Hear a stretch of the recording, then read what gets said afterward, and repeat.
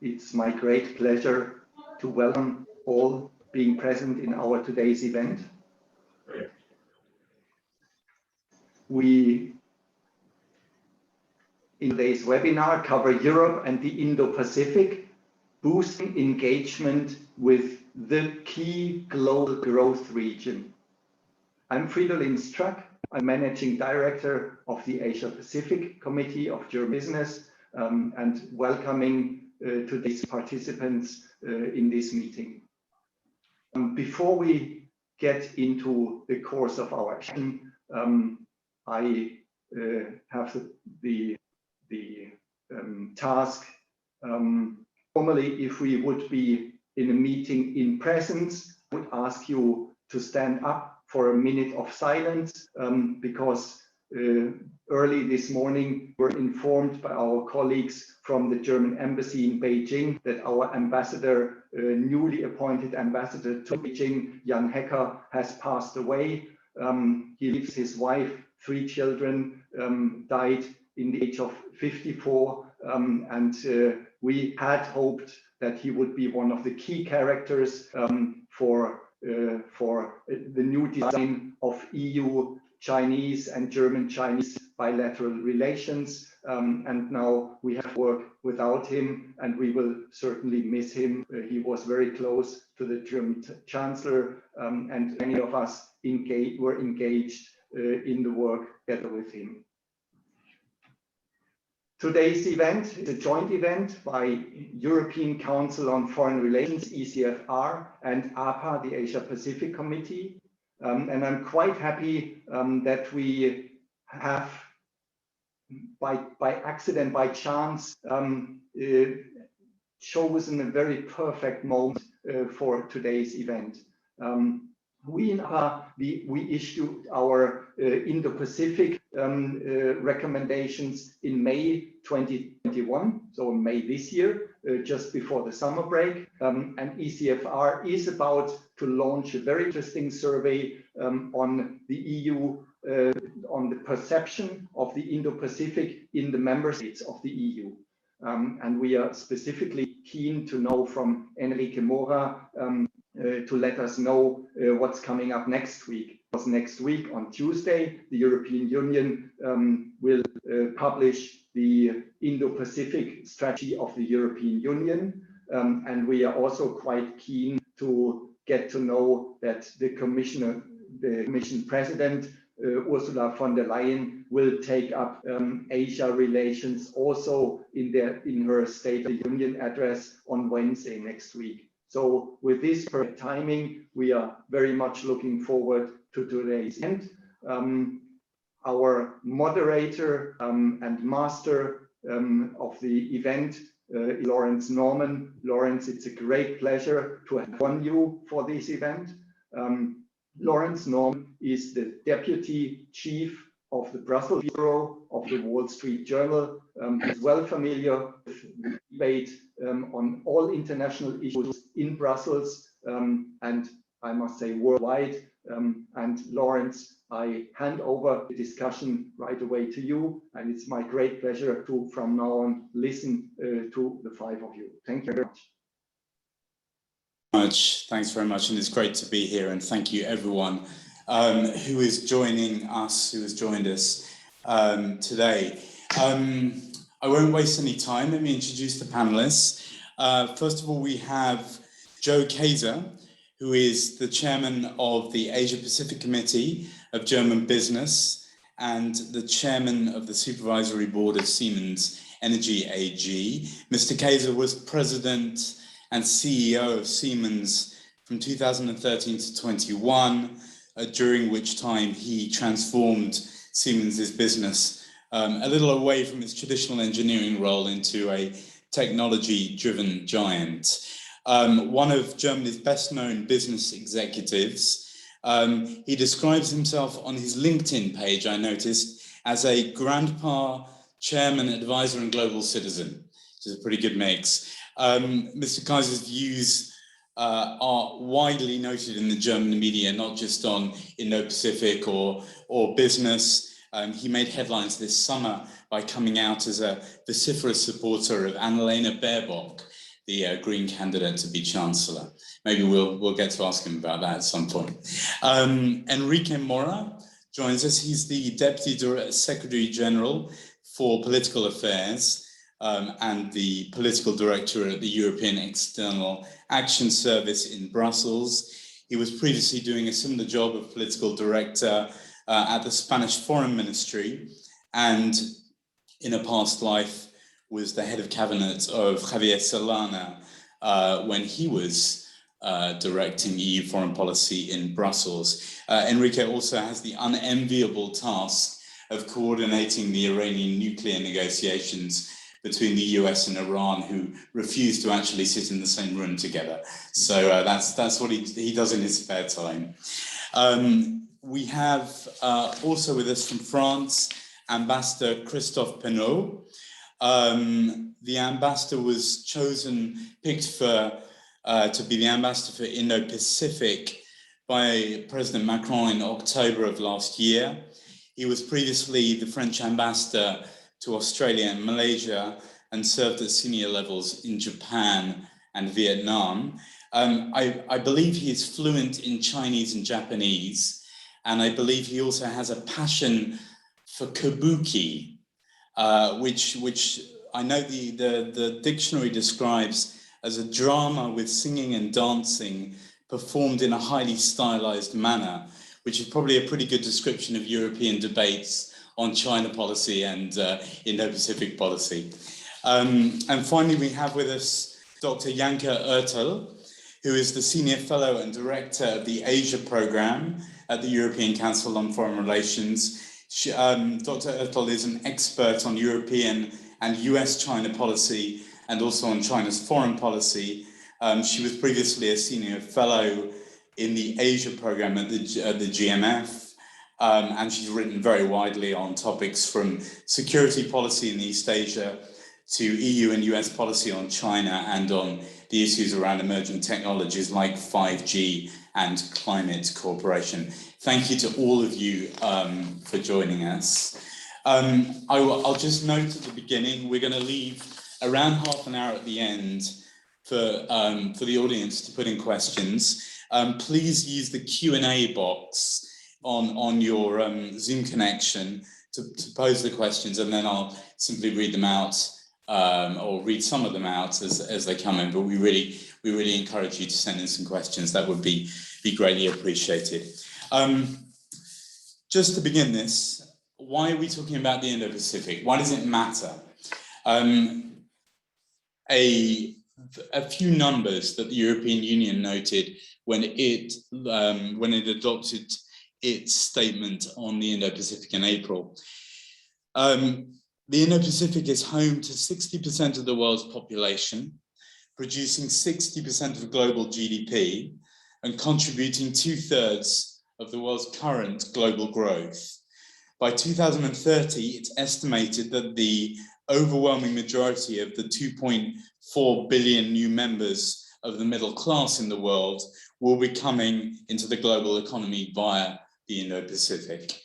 The Indo-Pacific makes up 60% of world maritime, 60% of world maritime trade passes through the oceans in the Indo-Pacific, including 1/3 through the South China Sea. So the stakes, without any question, are very high. I'd like to ask Mr. Kaeser the first question, and then encourage anyone else to join in as they see fit. There's more and more talk in Europe about Indo-Pacific strategy, Indo-Pacific policy, but it still seems to be a debate in its nascency. The EU, as was mentioned, is coming out with a strategy paper over the next few days, and I know the Asia-Pacific Committee produced a paper in May arguing that the future of Europe's prosperity depends in no small part to getting it right in the Indo-Pacific. But there's a question at the heart of this debate that is often skipped over or downplayed, and that is how much of Europe's Indo-Pacific strategy is effectively about a more assertive geopolitical posture to China, and how much of it is about diversifying Europe's economy away from China? First of all, thank you, Laurence, for the nice introduction.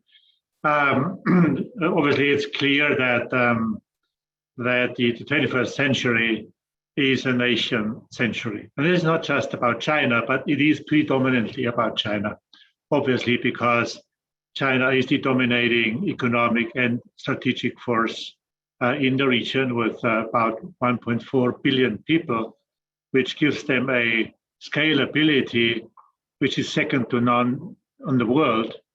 And they have a different system on how they want to bring their country to a better position. So I believe it's very clear that Europe needs to understand what does it take that we do not end like in a museum where Asian and American people come to go see us how it used to be in the good old times. And that's what we have at stake, really have at stake. So I believe that this is really now the 11th hour, if not already maybe 5 minutes past high noon, that we come up with a meaningful strategy on how to deal with the three power forces in the world. First, Asia with China, the United States as the dominant force in America, and obviously Europe. And obviously the list is long and the priorities are high. I would basically mention just a few things which I believe are not just important, but also urgent. And I believe the most urgent matter is that we bring Europe on the table when it comes to discussion who is going to lead the world going forward. Today, we do see China and the United States having that dialogue, sometimes in different rhetorics, but having a dialogue and competing about the number one and number two position in the world, both economically as well as subsequently strategically. And so far, we have not seen Europe to be on the table as such, as they do have a joint European foreign economic policy. For all the 27, preferably the 27 plus one country, in still one of the most prosperous and economically powerful regions in the world. That's what we need to have, otherwise nobody will be on the table when technology and future is being determined by the number one and number two economies in the world. Second topic, I believe, and that is already then something to be discussed there, how can we, so to speak, come up with a new world trade order? You know, what is it that we need in the future to foster global trade on a multilateral approach? Because if we don't have this, first of all, the world will get ever more divided, as it is already. Secondly, the whole fourth industrial revolution, or what we call the Internet of Things, is not going to happen. Because obviously, the Internet is extraterritorial in nature. And if you want to connect all the machines, all the things globally, you need to have a very, very clear understanding about free flow of data, protecting our data, and the rules and regulations on how to build out real-time connectivity around the world. And this is something which, you know, nations are not used to because they are territorial in nature. They have their boundaries, they have their laws, and obviously they have different interests. And last, maybe for now, not to take up all that time in the beginning, last but certainly not least, I believe we need to better understand on how we can deal with the fact, and I believe it's a very, very strong fact, that there's going to be two different systems in the world which need to be sort of aligned in a way that we can cooperate in a peaceful way. If people believe in the West or in a democratic environment that we ought to go out and do nation building for the greater good of democracies, not going to work in China. Didn't even work in Afghanistan.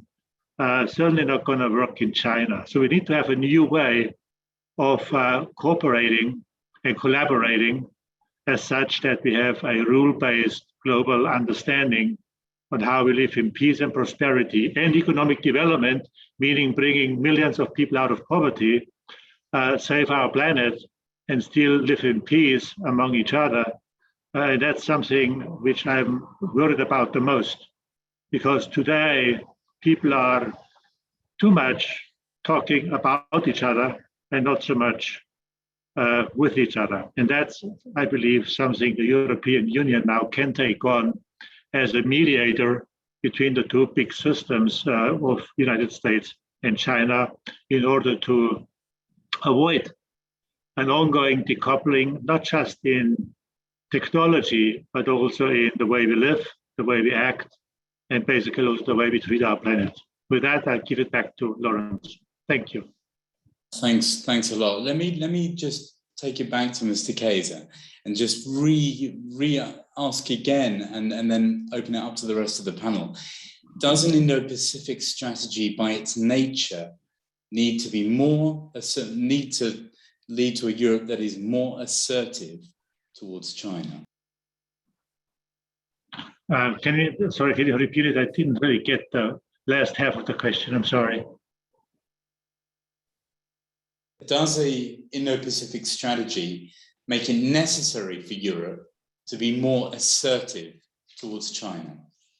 Well, I believe, as I said, we need to talk to each other about how we can collaborate and what, where the red lines are, and where the areas are which we cannot find a joint solution. It is okay if different nations declare different priorities in, for example, critical infrastructure.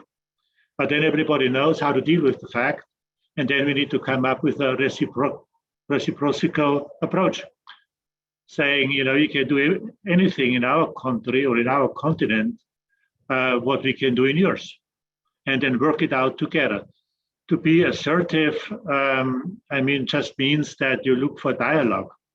Of course, there are natural borders. Think about human rights, forced labor, and other matters which we must never give up in our own area of impact. But believing that one nation or even a country can go out and say, hey, you need to have a different system, otherwise you don't do business with you anymore, is not going to work, because that takes more people into poverty as we have already. Open that question out to anyone else who's interested. Do we need to be more assertive to China to have an effective Indo-Pacific policy?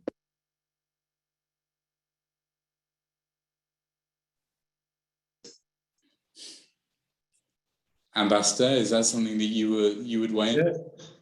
Sorry.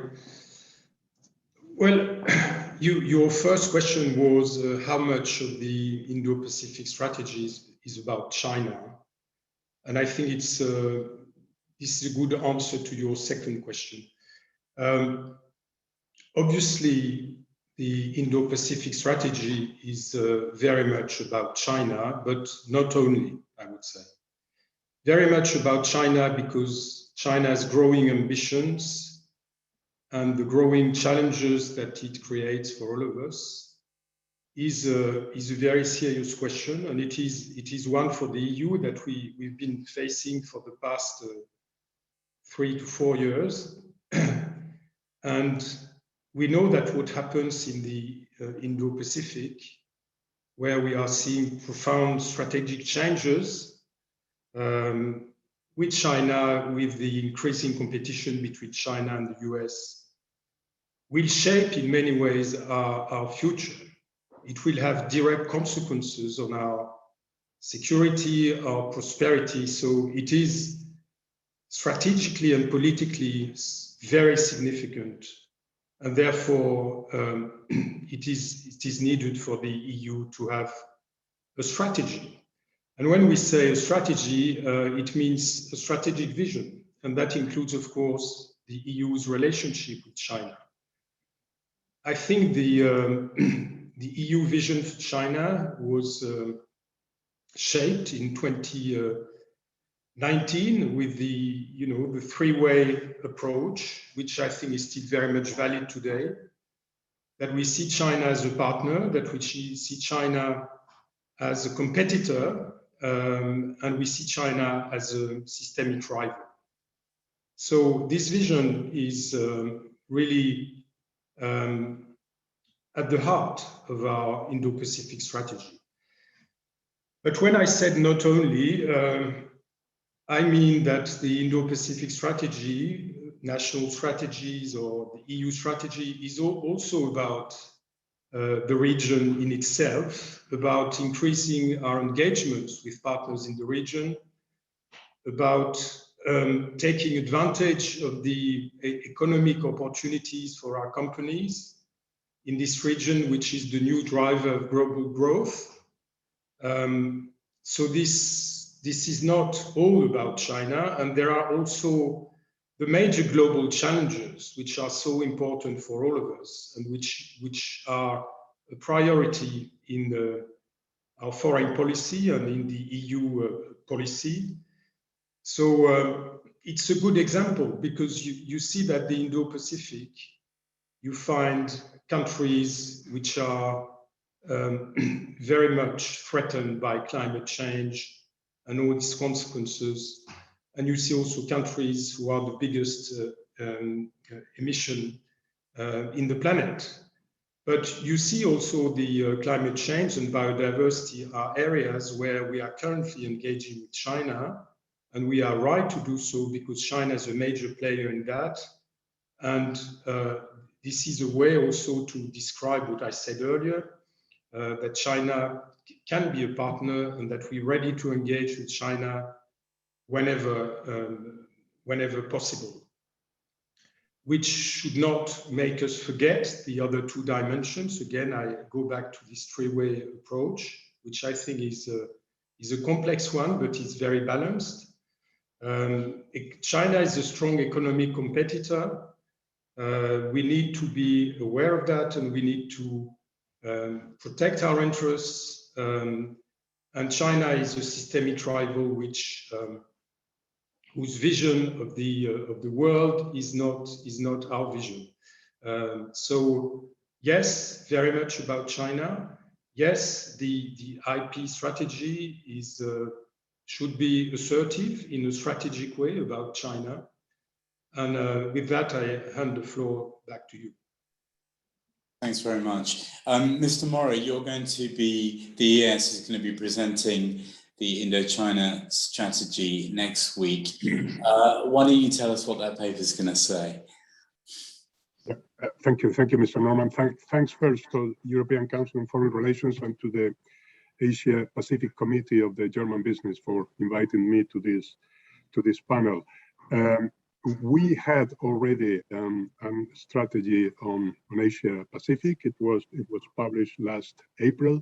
What we will have in the coming days is a joint communication between the Commission and the High Representative on the implementation of that strategy.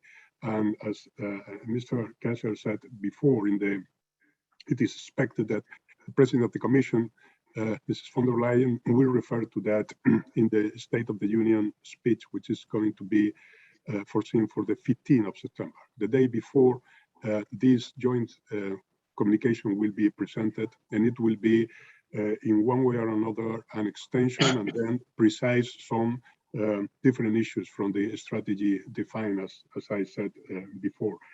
On your point on China, it is an interesting point because in one way or another, we have been trying from the very beginning to separate this strategy from the China, let's call it the China question, because we think really that this is different issues.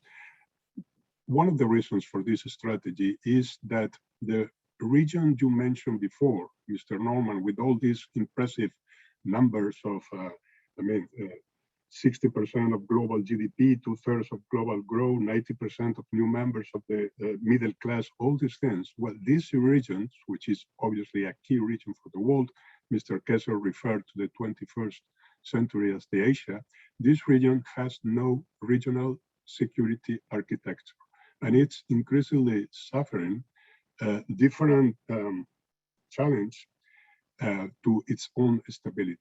One of them is obviously the not so gentle China rise. Another one is the rivalry that Ambassador Penot referred to between the United States and China, which is increasingly a distracting factor for both foreign policies, for the Americans and the Chinese foreign policy. And what we have is that region, which is suffering increasingly from these tensions without having any economic buffer. And we can draw from history that when you have increasing instability without security buffers, but it's an accident waiting to happen, and taking into account the importance of this region, this accident would be extremely, extremely serious for the European Union. You mentioned the importance, Mr. Norman, of the region with some figures. For the European Union, it's a story of growing interdependence. We are the top investor in the Asia-Pacific region. We are the leading development cooperation provider, one of the biggest trading partners. Together, Indo-Pacific and Europe hold over 70% of global trade and services, 60% of foreign direct investment flows. It's the second largest destination of EU exports, home to 4 of the top 10 EU trading partners. If you have in mind these figures, it is absolutely obvious that the stability and the openness of the Asia-Pacific is key for the stability, the security, and the future of the European Union. That's why we gave ourselves a strategy. So China enters into this picture through, first, a region that has no security architecture. Second, it is important to mention that this strategy is what is not. It's not obviously an attempt to isolate China. This is completely impossible. It's a useless and counterproductive effort anyway. It is not to contain China. Again, it's a concept that I think is no longer applicable in an interdependent world as the one we have, and even less obviously is to confront China. This strategy we have intends to be inclusive for all partners of the region, and that includes China, insofar as it is an important partner, as Ambassador Penot distinguished these 3 different approaches we have with China. China is a partner in global issues. China is a partner in climate change, in biodiversity, in fisheries. It's essential. So it's part of the strategy. But at the same time, it's obvious that we want to deepen our cooperation with other countries in the region, in particular, those who share our values. So what is the final conclusion for your question? The name of the game is diversification. We have been focusing a lot on China for a lot of time. If you look at the figures of trade, investment, dependence of European companies on China and the other way around, it is clear that we needed some diversification. Diversification in economic, in trade, but also in politics. And this is what the strategy is about. It's not isolating China, it's not confronting China, it's not containing China, but it's diversification European relations away from China. This is, I think, basically how China enters into the global picture of this Indo-Pacific strategy of the European Union. So over to you. Thank you. Thanks very much, Mr. Mora. Dr. Oertel, you mentioned the ECFR's work and its upcoming publication. Everyone is speaking to the need for the EU to act together, but we see so often in foreign policy and security issues, the EU does not act together. It is not united. Is disunity going to be a problem for the EU, or does the real problem lie elsewhere? Thank you very much, Laurence. And I think it's really important to point out that this is it's a special case, and actually there's a lot of good news in this. We have conducted over the past few months a survey, an elite survey in all EU member states, and we're going to present the results in official launch in a couple of days, but I will give you a little bit of a sneak preview here on what the key findings were. And the good news about this is that we have a core of leadership in the EU, at the EU level, with Germany, with France, particular, and with the Netherlands kind of pressing the issue forward, pushing for the issue and pushing for an active Indo-Pacific strategy in its own right, and not just as a variable of a China policy at the EU level. And in the rest of the Europeans, it's not disunity that is our biggest problem. It is probably indifference. And that is the kind of one of the key findings that we see in the results. It is that in many of the European countries, all those impressive figures that we have talked about now just don't resonate as much as they do in other countries. So the importance of the region still needs to kind of move up in terms of the importance on the agendas in all the different capitals. And it will require a strong push from the Franco-German, Dutch, Brussels angle to move all of the member states along. But there, we didn't find any fundamental opposition to any of the any of the main areas that we were discussing. So from connectivity to climate policy to technology policy, none of these areas are where there's any kind of fundamental opposition of any member state to actually have a more active European approach. We found that in many ways, the Indo-Pacific region is seen as a field of opportunity for Europe, economic opportunity, but also political opportunity. But it is also seen as a kind of pushback against Chinese ambitions. And that lies probably at the heart of one of the fundamental problems that we're still going to face in moving this forward in the implementation phase, is that there is I would say, strategic ambiguity about how to deal with the China question in many member states. In terms of how important the role of China, or whether there needs to be an assertive China policy, how antagonistic it needs to be. And we see that across issue areas that we have varying degrees of willingness and ability to actually counter or to actually be very open and be very clear about what the position vis-a-vis China is. And in that sense, I would say, I very much agree with Mr. Mora to say, it's one part of a toolbox that the EU is developing, not as part of its China policy, but I would say as part of its redefinition of its global role. And in this redefinition of the global role, Europe needs a China policy, but it also needs kind of because of China policy, because the world has changed around it. And in this element of because of China policy, there are a lot of building blocks to it. And the Indo-Pacific strategy and the Indo-Pacific ambitions that the Europeans have are sort of a building block in that. And that is no more, no less. It's incredibly important, but it also has to be kind of framed as what the limitations of that are and what the limitations of that have to be necessarily by definition of what the scope of the strategy is to be. There are a couple of more findings that we can go into in greater detail, but it's particularly interesting to see what the regional definition of the Indo-Pacific is. So what are we actually talking about geographically? There's no unity among member states in that regard. There are varying definitions of what the Indo-Pacific it really is in kind of the member states, what is in their heads when they think about the Indo-Pacific. That varies from a very narrow definition that is just Asia proper to a definition from basically East Africa to the border of the Americas. So I think these are all issues that have to be hammered out. But I would also very much agree with all speakers that this is a start. This is a start of a phase of new engagement with the region and has to be seen as such, and giving the impetus of greater European engagement. And it's not kind of, it's more a roadmap, I think, than it is a clear plan, something that has to be adapted along the way as well. Janka, I love the idea of a commissioner of because of China strategy. That's maybe a suggestion for Brussels. Ambassador Penot, can I turn to you in the on the security side of this, where France has really been a leader for several years. In the aftermath of Afghanistan and the exit, we're very much seeing a renewed debate about strategic autonomy and what that means and how that should apply.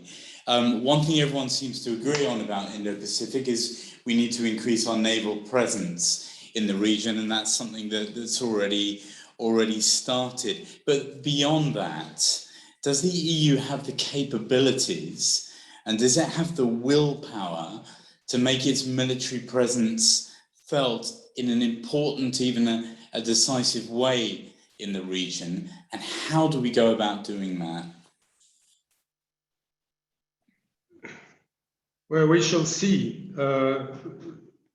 What I believe is that security is an important area where the EU can make a strong contribution to the stability of the Indo-Pacific. And that would include several areas. An obvious one is the one you have just mentioned, which is maritime security and maritime safety. We are already working as EU in the region. We had Atalanta in the Indian Ocean. We're duplicating the Crimario maritime information in Southeast Asia. We have an expertise, but of course there should be an added value to this Indo-Pacific strategy in what we are doing in the maritime area in the region. Well, we believe that one possibility would be also what we call the coordinated maritime presence. It's an experience that we are carrying out in the Gulf of Guinea at the moment, and we believe that it could be replicated in the Indian Ocean, probably in the northern part of the Indian Ocean, and that would be, of course, an important contribution of the EU. Whether you're going to see an EU naval presence in the South China Sea, I don't think it's anytime soon, although some member states, and that includes Germany, of course, and France as well, have worked on that, and the French Navy, as you know, has long been promoting the freedom of navigation in the South China Sea and in the oceans. So I think we should be realistic in our expectations, but there are other areas where the EU can make a difference. Maritime information is one. The EU could help in developing capacities in the region, which are so important. For instance, in the field of prevention of natural disasters. And there are also many areas where the EU has an expertise that they can share with others. And I'm speaking of what we call new threats, including cybersecurity, including counterterrorism. So I would say that overall, the security dimension can be an important one in this EU-Pacific strategy, and this is certainly what we believe in Paris.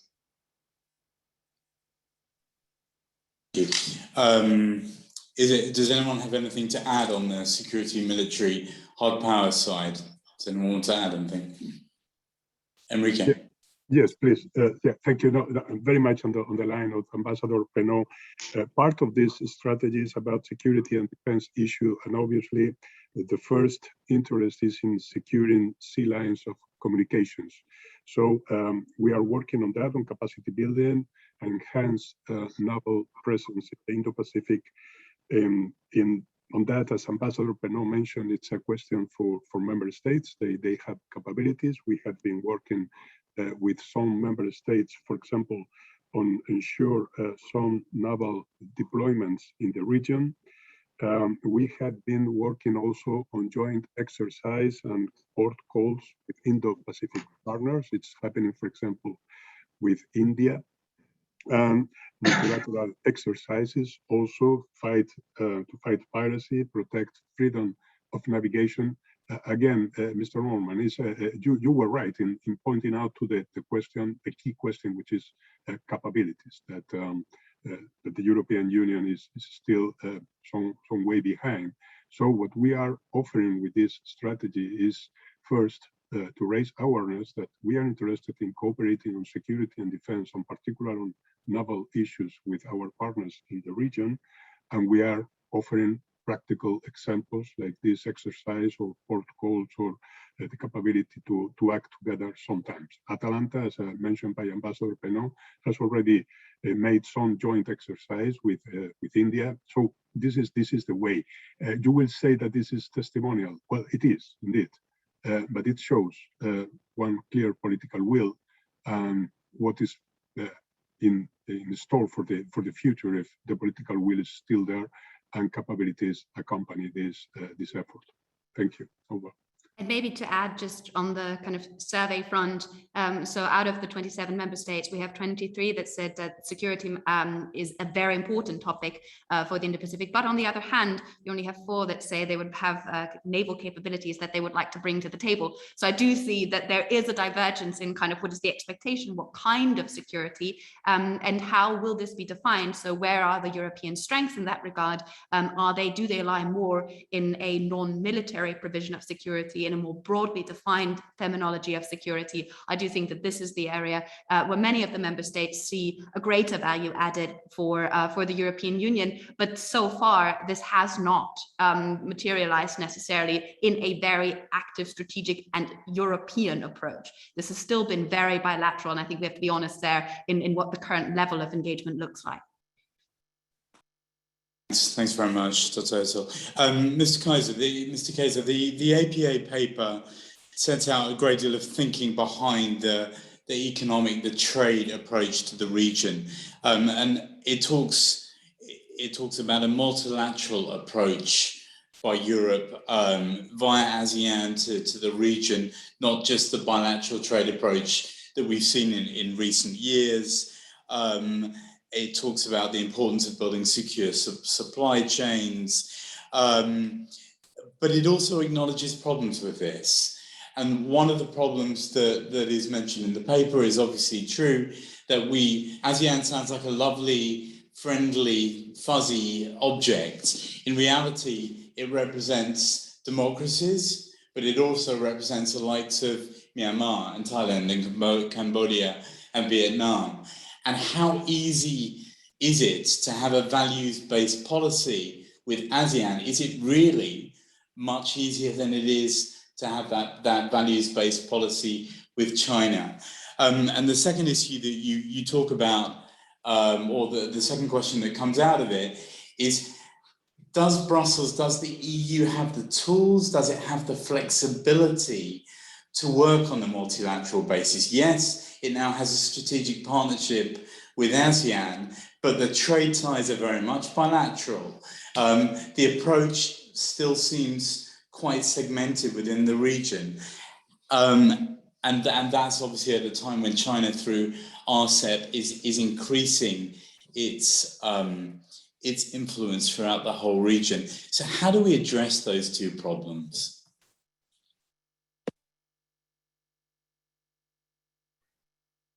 Obviously, it's not that easy as we would like it to be. And that's been obviously one of the reasons why we are still struggling with coming up with a joint European policy. But as you rightfully said, Asia or Asia-Pacific is not only about one country or about one system. There are multiple elements, and I would also call it multiple opportunities and challenges. If you, for example, think about countries like Korea or Japan, they have a lot in common with European industrial countries. It's not just that they're depending on export, they're also highly innovative. They have issue in demographics. They have a growing old population. So there's a lot of commonalities on how we can work together to address those matters, like, for example, with Japan or Korea. Same is true on export, bilateral and multilateral export matters. And then we have countries which are purely developing economies, such as Indonesia or Pakistan, or first and foremost, India, because obviously, having a similar size in population as China. So those are, different economies. And if we think about India, that's a more democratic, Western sort of style-oriented population. So, you know, we have to have a different strategy and tools going with India, as we do with, for example, China or industrial countries such as Korea and Japan. And then we have economies which are purely developing economies. Indonesia, almost 300 million people, Philippines, and what have you. And then they need help in a different way by us bringing technology and jobs into the region and help them to build their own societal development there. Or if you think about Singapore, or what used to be Hong Kong, but let's concentrate on Singapore. That's the center of innovation and the benchmark for, let's say, how to govern economies and foster innovation and stay as neutral as at all possible. So there is no one-size-fits-all Asia-Pacific strategy for Europe. You really need to see, how can we win allies because they have the same interest. There is a systemic issue in terms of political or geo-economic or geostrategic leadership, such as China, and who is mostly bloc-free, such as India. And so that's why we need to really differentiate when we talk about multi or bilateral agreements. You said that the EU, is maybe not decisive enough. Well, everybody shares the same opinion that something needs to be done. The challenge just is if you have, if you have to have the anonymous votes. So let's say 27 yes or no. That's a hard one to do. It's got nothing to do with democracy, by the way, because democracy is about majorities and protecting minorities. So I believe the EU is very well advised, to look at which country belongs to which, let's say, category, and then we find commonalities and develop different strategic approaches, which is a strategy in its own, also containing the impact of China to the region, which may likely be a more expensive notion of their system. So I think that's what we really carefully need to work out together and then take it from there. And that needs to be accompanied by a joint security, maybe even military understanding. There is enough innovation power in Europe so that we can build that up. However, this also takes the European countries to support and contribute to a joint security policy. And then if Germany doesn't want to participate, when France or maybe in former times the UK is building up a security force which is in similar standards than the US or others, well, then we have a problem. Because at the end of the day, geostrategic and geo-economic matters are very, very much linked to each other. It would be naive to believe that you can separate those matters purely economic and purely strategic. It's just not working. A question for Mr. Mora from that. I mean, is the EU coordinated enough in its approach to the region, or is it, in essence, is that essentially what you're trying to achieve through the strategy process? Is that something that you feel like it is in the works? Well, look, I'm not a politician, so I really probably should not give the answer. But if you, for example, run a company, you also need to look, into your strategy. Need to see what the tools are you have to make good and to make good on the strategy, to execute on the strategy, and then set the priorities. And priority setting means that you cannot always, make good on everybody's wishes. So there's got to be big rocks first and then the smaller ones later. And this is, at the end of the day, the question about European leadership. This is not about the tools. Certainly not about the knowledge. It is about leadership that to say, look, we want to play a role on the table when it comes to geopolitical, geo-economic rules and level playing fields going forward on a multilateral level. And this is not always, let's say, basic democratic, and the system will almost not be, we are all friends to work together. There's got to be a very clear strategic line of priorities where we say, look, this is what we want. And then come on the table and figure out on how we find a joint solution with the different power forces. I believe it would be naive to think that the United States will give up any of its interests domestically just to please Europe. It's just not going to work. The rhetoric may change, towards China or with the Biden administration, but the notion that there is a massive systemic geoeconomic and geopolitical and geostrategic issue between the US and China, remains the same. Potentially in an even more coordinated way as it used to be with the former administration, which was loud, but not always consistent. This time it's softer in the language, but extremely consistent in the approach. And Europe should not get fooled by believing that, that strategy, America first, has changed. It has not. That's why there is a trilateral approach to the global questions, which we should be very well aware of.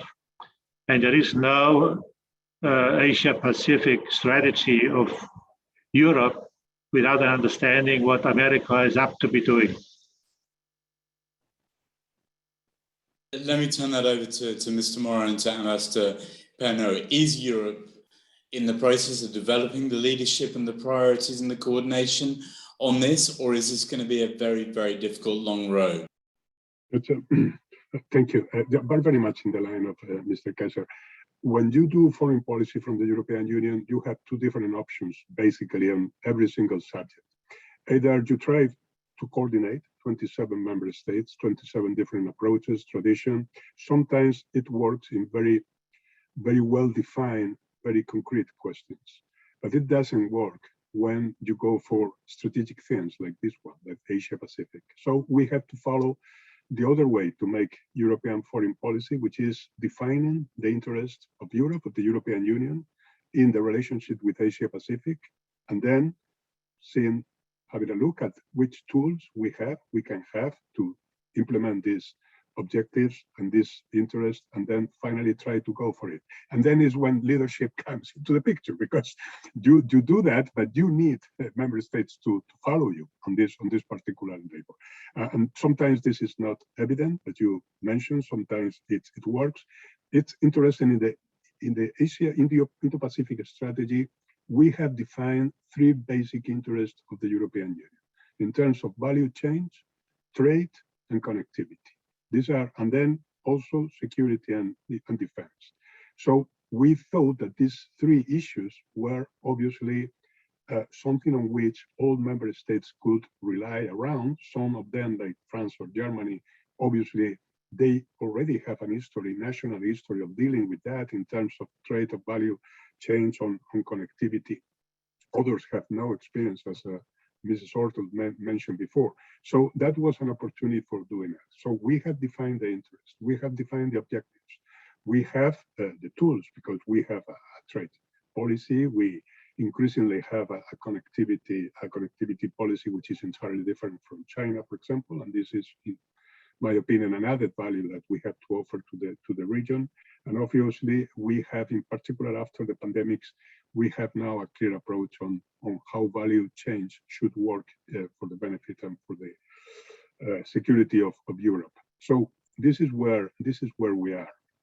But again, at the end of the day, member states are the European Union along with the institutions. So I think that this is an example in Asia Pacific where the EU as such can show leadership and can rally member states behind, because it's very difficult to define any particular interest of a particular member states that really goes against this general definition we have made. So it's basically what we are working on. The joint communication to be published next week and to be introduced by the President of the Commission in the European Parliament basically works on that direction. We have detected already which are the subjects in which it's easier to go ahead with the support of member states. And these three questions, of course, trade, value chain and connectivity are clearly those among those issues. And so this is the idea. We will try to deepen on this work. But again, it's a question still, it's work in progress, obviously. And for the United States, the point raised by Mr. Kaeser, it's very interesting that with the previous administration, with the Trump administration, we suggested, the European Union suggested the Trump administration to have a dialogue on China, an EU-US dialogue on China.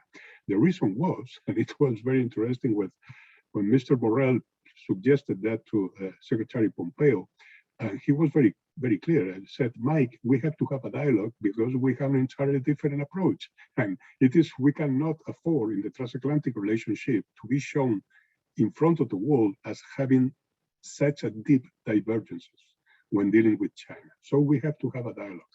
It's very interesting. Now we have the Biden administration, and you could think, okay, now it's not so necessary. No, Mr. Kaeser, you are right. It's still the same. I understand that, and I agree to that. The issue is that this is work in progress for a very long time. And if we look at the Asian economies, predominantly China, they're moving really fast. And China is looking at Europe and looking at France and Germany and Italy and what have you, but they are not waiting on us. And that's the topic. They are not waiting on us. They look at us, they can't afford not to participate in one of the single biggest markets in the world. It's the biggest buying power like Europe. So they are looking at us, but they're not waiting for us. And I think one of the areas, and I'm not saying it's easy, but one of the areas I believe where we have not really lived up to our opportunities and potential is the matter of industrial policy.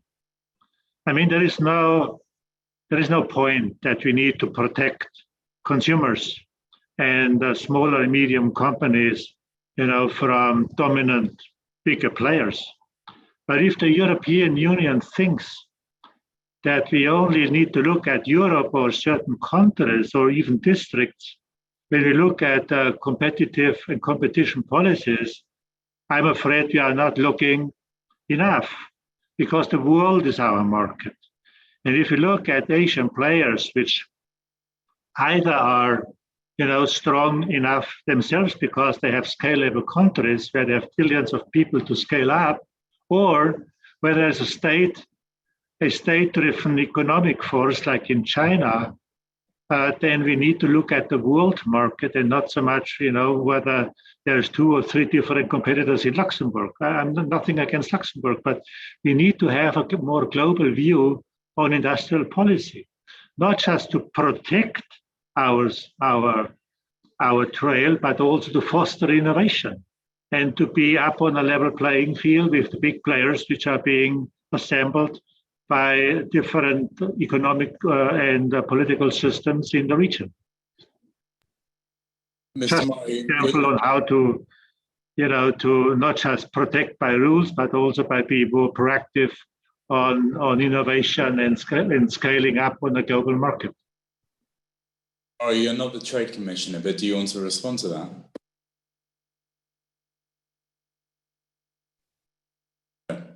Then we'll move on. Point noted. I really want to protect the half an hour for questions. We've already got a load in. Please keep them coming. So I'm going to ask for some very quick answers on an important topic, which is connectivity. The one of the favorite buzzwords in Brussels that no one quite knows what it means unless they're a policy wonk. When you listen to policymakers in Brussels and in the EU talk about connectivity, they talk about projects in Latin America, projects in the Far East, projects in Africa. It seems to lack a focus, a strategic focus. What is the realistic scope of what Europe's ambition should be on connectivity? What should we be aiming to do in the next 2, 3, 5 years? Ambassador Penot?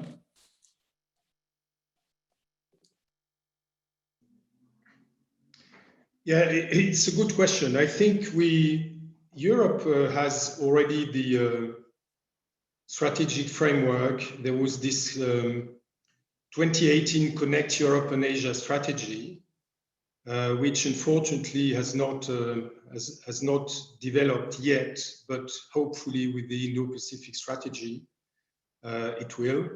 I understand that the EU are planning to develop also a global digital connectivity initiative, and that will be most welcome.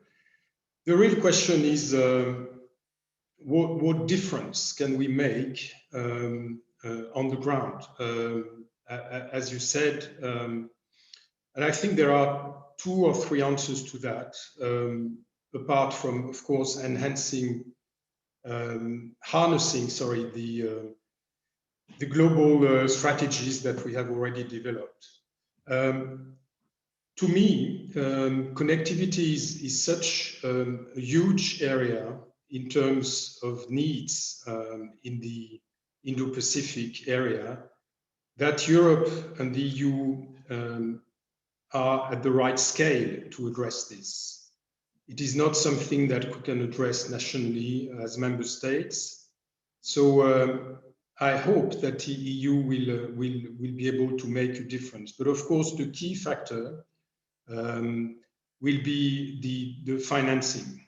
And I think we have the possibility to develop new approaches to financing by using, of course, the Global Europe Financial Instrument, of course, and all the facilities and other funds, but also by mobilizing member states and the private sector in a kind of Team Europe approach. And I understand that this is what we're going to do, and I hope this will make a difference if we have this Team Europe approach. Number one. Number two, we need to also to be strategic in the choice of the projects we're going to fund, because connectivity is, as you know, is a huge area. There is transportation, there is energy, the digital economy, communication. So we're going to choose, but how do we choose? This is my big question. This is something that's been lacking in the 2018 Connect Europe and Asia strategy.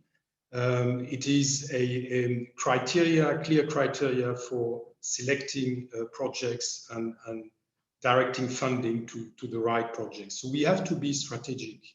We have to think about what we do. And number three, there is obviously a China dimension into that, because we all know that infrastructure, given the scope of the needs of the region, is an area where we will find China as a competitor.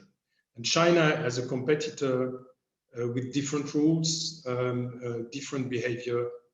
And we have to make sure that we are aware of that. And I think one way also of selecting the projects that we're going to promote and fund is also to look at the strategic importance of some countries or some infrastructure, and to make sure that we can produce an alternative to Chinese proposals. Over to you. Dr. Oertel, is Europe going to be strategic, or is it going to miss the ball? I think we are seeing already that about half of the member states, according to our survey, only have a rudimentary or non-existent kind of conception or debate in the member states about connectivity. And this is something that is very much driven from a small circle, or a smaller circle than it could be. For this to really catch on, it will need even broader support. But on the other hand, I do think that it is a bit still a compartmentalized conversation that we're having. We're talking about the connectivity strategy, we're talking about the Indo-Pacific strategy, we're talking about the Green Deal, we're talking about digitalization efforts. Actually, all of those belong together. All of those are just building blocks. And the Indo-Pacific is the perfect region for that, for investing in projects that serve the Green Deal, that bring us industrially, in terms of innovation, industrial policy forward, that leads towards kind of digital leadership, but also green leadership. all of those boxes, all of those silos that we're building in Brussels as well, just have to be kind of broken up and thought together. And I do think that that is the only way of actually leveraging the kind of resources that we need. And this can start with energy financing, renewable energy investments and financing that is available for developing countries in the Indo-Pacific region, where this would all be brought together. This also helps us, in the other hand, then in competing with China. For many of these contracts. And I think our renewable energy companies are quite aware of the competition that they are facing in a lot of these projects with Chinese companies. So I do think that this is exactly one of the areas where the EU could move quickly, where financing could, in cooperation with the member states and the multilateral development banks, the European Investment Bank, could be provided. And we could move forward on a few flagship projects to just make sure that it becomes a bit of visible as well, what Europe wants to achieve and wants to do. And I do think that I very much agree with Mr. Kaeser. The world's moving pretty quickly and no one's waiting for Europe. And so I think speed is going to be the key criterion here in actually getting something on the ground. In that case, the new strategy can not only be a starting point, but it could be a push. It just should be the push of actually moving Europe forward on these issues. That's great. This is a topic that you could all talk about, I suspect, for hours and hours. I'm going to move on to some of the questions in the chat because they're important and some good themes. Instead of reading out each individual one, I'll try and maybe group them a little bit. But I will start out with a question that comes in from Ian Bond, I think in London, Ian, who says that he didn't hear very much in Mr. Mora's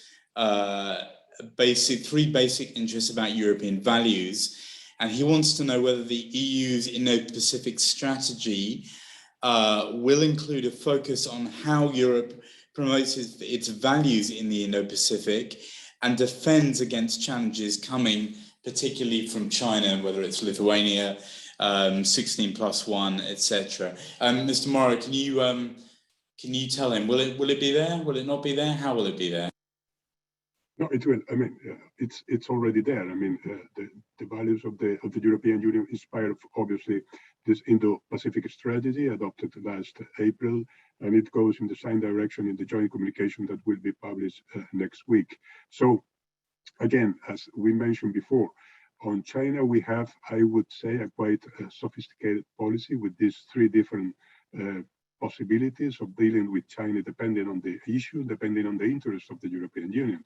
But when we say that China is a strategic rival, what we are meaning is, what we are basically saying is that China doesn't share our values and our approach to international governance. And the same applies for all countries in the region. It's obvious that, as I said at the beginning, one of the attempts of this Indo-Pacific strategy is diversification in terms economic, but also in political terms, in the sense that we have like-minded countries in the region that we want to work closer with them and basically on things related to values. I saw that question and that you mentioned, Mr. Norman, and he put the example, a very interesting example on human rights and question of values, which is Myanmar and the difficulties. And he said basically that we are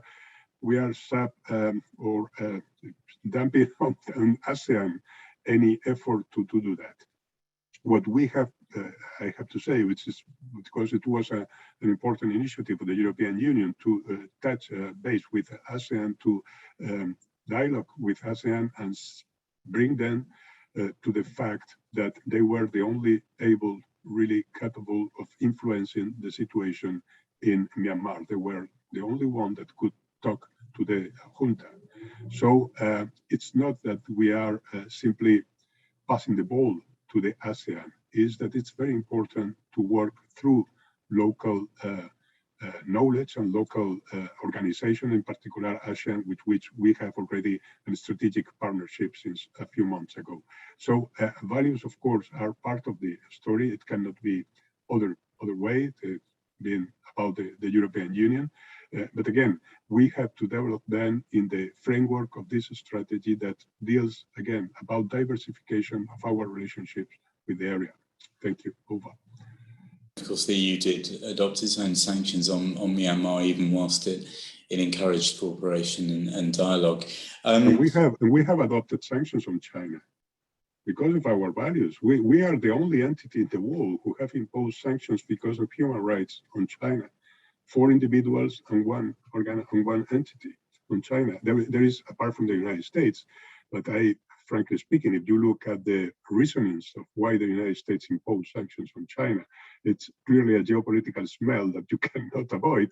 In our case, is a different approach. And yes, we have imposed sanctions also on Myanmar, but it doesn't preclude the fact that we want to work with ASEAN on solving the problem. And the problem of Myanmar is the current hold on power of the junta. And this is the problem we have to solve. And we think that ASEAN is better placed than us in direct diplomacy to deal with the issue. Thank you. I'm going to turn to the question from Jean-Pierre Cabestin. I hope I'm pronouncing your name correctly, or at least the first part of it. It seems crazy to talk about the Indo-Pacific and not to mention Taiwan and the tensions over Taiwan right now. What can the EU do? I'll stick to the first part of this, to prevent such a crisis, or to prevent a crisis over Taiwan. Ambassador Penot? Well, I don't think it's an area that the EU should neglect. I think what the EU are doing and what we are doing nationally is to promote, the status quo and some sort of status quo which has been going on for years and which has been effective in a way. I think if it comes to major confrontation between the US and China over Taiwan, I don't think the EU will do much, to be honest. But I think, as you said, in preventing this from happening, there's a lot we can do. By engaging with countries in the region. There are other countries in the region whose interests are at stake also, very much Japan, but also others. By advocating restraint, by also monitoring what kind of activities we can see around Taiwan and making it public when we are concerned.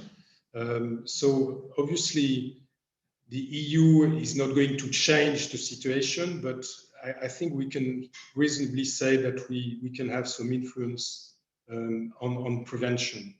And more generally, and I would go back to the values that were in the previous question, of course, the Indo-Pacific strategy is very much about values, and one of our core values in the EU is the promotion of multilateralism and the rule of law. Why? Because it's the best possible way to reduce tensions and to develop cooperative approaches. So that Taiwan would be a good example where this approach, which is followed and upheld by the EU, could be, I hope, effective. Do you allow me on this, Mr. Norman, on this point of China and Taiwan? I'm sure Mr. Kaeser knows much more than me about that. But if we manage to increase the production of semiconductors in Europe, we would be solving half of the problem between China, continental China, and Taiwan. And we will be diffusing a lot of tensions. This has nothing to do with military. It has nothing to do with politics. It's purely a technological thing. But it's very much a question on the table, very much a question that our companies, in particular automobiles, are suffering. But again, is one of the leading questions in Taiwan. Taiwan is a leader on semiconductors. And this is something that continental China wants.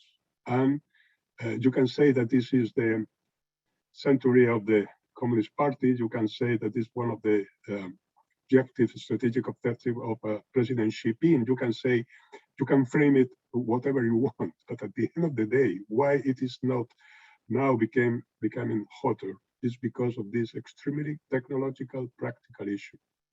Over. to you. Kaeser, do you want to come in on semiconductors? You talked about the importance of Europe's industrial policy. Does that need to be at the heart of it? Yeah, well, I honestly, I don't think that that the interest of China on Taiwan is solely technology or microelectronics related. There might be other considerations here which are bigger in its own. And I'm afraid that more and more this becomes a long-term vision, which, you know, may find its way similarly to like Hong Kong was developed. I don't think there's going to be a military assault on Taiwan. I would think it's more likely that there will be contractual agreements of some sort over the long term. But it is what it is. The time will tell. But let me maybe go on semiconductors. And obviously today, about 60% of the ground material for semiconductors comes from Taiwan, TSMC. First of all, it should be in TSMC's own interest to diversify more when it comes to regional decentralization of their factories. Meaning they would be well advised, you know, to have built factories in the US and in Europe. Secondly, obviously, China. If you look at China and its technology roadmap, the only one missing big part of a, let's say, decoupling and autarky is the semiconductor area. That's where they are still the furthest behind, and they will not accept that going forward. This is just too important. So that means they will take all the efforts to get that technology into mainland China. Industrial policy, obviously, you know, we have three relatively strong semiconductor manufacturers in Europe. One being obviously NXP, the other one Infineon, and last but not least ST. So, you know, it's important that we understand that they are relevant to European technology competitiveness going forward. And maybe it is a tool of industrial policy to help them to be successful in a global scale, or at least to help them to have a level playing field all around the globe, including the United States, by the way. So therefore, this is an area where industrial policy and long-term economic planning can, for example, you know, make a difference. You know, TSMC will not go to Europe just because it's nice. They need to have an attractive area in terms of cost, markets, and industrial development. So maybe this is a European Union matter, since it's so strategically important for Europe to take that on and have a proactive approach to semiconductor business in Europe. I don't know, there are many ways to do that, but certainly if we want to apply industrial policy, the microelectronics area is one of the most relevant ones, which is still well established in Europe. Think about ASML, the Dutch company, which does the photolithography, key technology to semiconductors. So there is a lot you can do to align forces on one of the last resource of critical technology going forward. I could go on and on that matter because it's so relevant, but definitely microelectronics is one of the key areas we better not lose because we've lost too many already. Very much. We have 10 minutes left. I want to come back because several of the questions touch on this, and all of the panelists have touched on this, to Europe and the United States, and the comparison and the limits of cooperation. To whoever wants to pitch in on this, essentially, where are the similarities in what Europe's approach to Indo-Pacific should be, and where are the limits of that cooperation? Can I start with Dr. Oertel on that? Certainly. So I think that we are very much in agreement about the analysis dimension with the United States. We understand what global power shifts are about. We understand between Europe and the United States what an enormous challenge China poses to our prosperity, but also to the way we live and to the way we want the international world to be governed. So all of that is something where we have a large amount of agreement. We do have in a situation now that the China challenge that the United States is facing for the first time, particularly in the economic end, is one that it cannot tackle by itself. It will need partners and allies to be able to really implement its policy choices.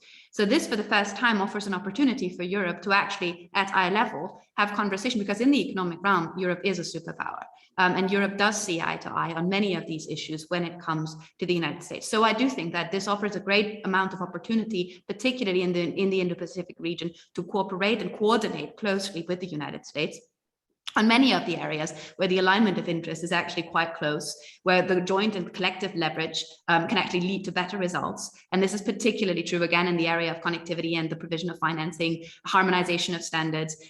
If there is a greater coordination between the United States and Europe around these areas, it will greatly enhance European leverage, and in that case, also European capacity to act. So I do think this zero-sum logic that has always been made in the kind of strategic autonomy debate, that you have to choose neither the United States nor China to be fully autonomous, is not necessarily true, because the relationship with the United States can actually enhance the strategic autonomy of Europe. I'm going to go around the panelists, because I just think this is an absolutely crucial question to whoever wants to weigh in. Mr. Kaeser. Well, obviously, this goes right back to the question: how can we make the European values? How can we defend them? One way is to make them attractive to the rest of the world. Freedom of voice, speaking up, and all those matters. And the second topic is to form a strong alliance with the United States, because nobody in the world, and I say nobody, in the world can afford, to be against an aligned value system of the United States and Europe. It's just too important markets and too big of an interest to the rest of the world. So therefore, I believe there's got to be a close alignment on how do we want this world to develop. Not everybody may, agree to that if it comes to their own domestic policies, but on a global level, certainly that will be a massive token for the rest of the world. That's, I think, really relevant. And the other one is, it's an ongoing dialogue about multilateral trade. And I believe that the WTO is long overdue to be reformed, if not, written in a new way. Might have done its job for a long time, but today, things are totally different. Think about the extraterritorial nature of technology, the Internet of Things, and others. So therefore, I believe that coming on the table, bringing the big powers on the table, a redesign or a new agenda on WTO would be a nice thing to get started with. Great. It does remind me that one of your quotes, Mr. Kaeser, is that BRI is the new WTO. I think I'm quoting you correctly. Well,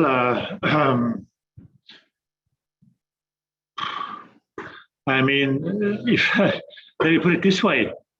In physics, vacuum is going to be filled one way or the other. And so there is no permanent vacuum. So if we don't do it, somebody else will. And China is on its way to do that. If you look at the Belt and Road, initiative, how many countries have been signing up on? China is combining a long-term vision with a geo-economic and a geostrategic interest, and it's been working. And when it became too complicated, because more than 100 countries have been signing up, well, they built those 12+2. I said, okay, fine, I cannot manage 100, but I'm going to manage the most relevant 12. And so you can see that China has a plan, and it's a very, very long-term oriented one. And so we better be mindful about this one. And if we don't, take the initiative into the US-European hands and build a new world trade order, then somebody else will by facts. And this is also, brings me back to what has been said earlier. It's not that bad if the EU looks at connectivity also to Africa and in parts of Latin America. But at the end of the day, we need majorities on how we believe the world is in better shape. And Africa's got a billion people. It's going to be 2 anytime soon, and more. They are block free. But the last thing you want is to push them into the hands of somebody else.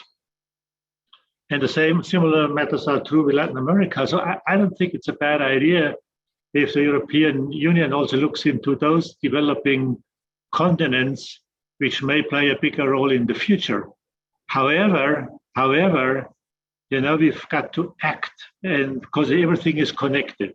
The US and the EU, China and Asia Pacific, Africa development as a continent rich in resources. So everything is connected, and that's why I'm so adamant about a real strategy, which looks at all the aspects on how we can, let's say, prevail in democratic values going forward. But it needs to have a plan, and we need to have teeth associated with it, because otherwise China will not going to be impressed. If you talk to China, you need to act on a position of strength and execution, and not on a position of weakness and just endless debates. That's not going to work. Got very, very little time. Ambassador Penot, Mr. Mora, is there anything you want to add on both the possibilities but also the limits of working with the US on Indo-Pacific? Ambassador Penot? Yes, I agree with what Janka said, that our approaches are very similar. They have also a three-way approach. The difference is in the third term.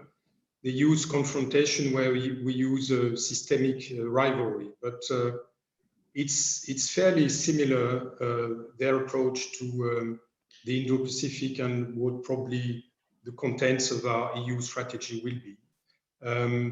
There is a very welcome difference now, is that we talk with the US and we cooperate together. On the Indo-Pacific, I think it will become an important dimension of the transatlantic dialogue between the EU and the US. There are two limits.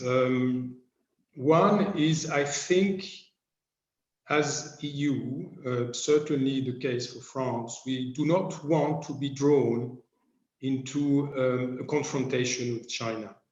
And I think this reflects also the approach of all the countries of the region. ASEAN certainly, India also, but also in a certain way Japan and Australia is maybe an exception.